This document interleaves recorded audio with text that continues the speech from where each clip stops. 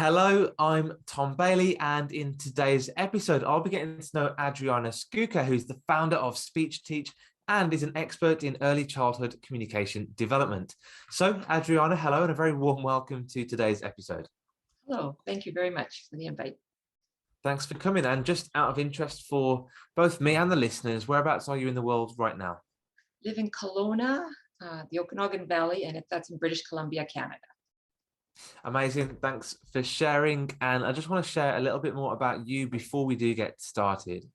So Adriana specialises in working with families of young children, schools, and children themselves who have communication and language difficulties. The title for today's episode is The Importance of Language Foundation in Early Years, and Adriana is going to explain all about this in just 7 minutes. So question number one for you today is, who are your ideal clients? Yeah, thank you, Tom. I enjoy working with all age groups, but my ideal client that I enjoy most is working with the preschool age. And that's from 0 to age 6. And the reason being is that at that age, the children are learning the foundation of language. And we are working more on preventing speech and language difficulties than trying to change their habits and work on that. Of course. Thank you very much. And when you think of this age group or your clients, what would you say is typically the biggest challenge that they face? Well, I'm looking back on myself. When I entered kindergarten, I didn't know any English at all. And I recall having a difficult time understanding the directions from the teacher. Even when it was written, it was hard to understand. And I couldn't express my thoughts the way I wanted to. And I feel that's the same thing with these little kids. When they have difficulty understanding and expressing themselves. And sometimes their speech sounds are in error. So what they're trying to say doesn't come out clearly. And then also they don't know how to use it possibly. They don't know how to greet people. They don't know how to request, and they end up being shy, and it's difficult for them. Yeah, so I completely understand the challenge then. So let's think about the impact of this. What negative impacts can that have on them for now or in their future lives? Yeah, so if you can imagine not being able to talk or not being able to communicate what you really want, you'll start feeling a little bit of self-conscious about your speech, language. Also, it affects their relationships, might make them shy, and overall, they don't develop the skills they need academically, and later in life, they may not be able to reach the goals they really want to. Yeah, completely makes sense. And yeah, I can personally resonate with that from my childhood as well. So what would you say is one piece of valuable advice that you might give to that child or their parent that will really help them solve this challenge of language as well?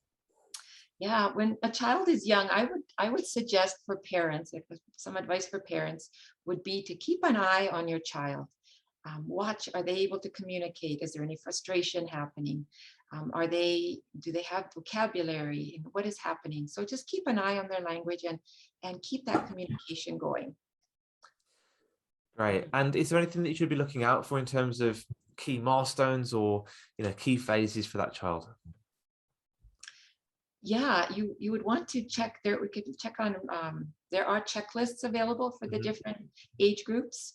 And what I would suggest is having you can look at a checklist and just see, is my child meeting the milestones they should be meeting at that age?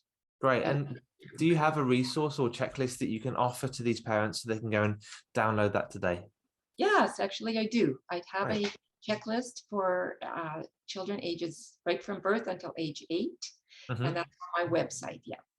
Perfect. And I know that your website is speech-teach.com. So what I'll do is I'll put a link to that in my show notes below. And what do they need to click on when they get there?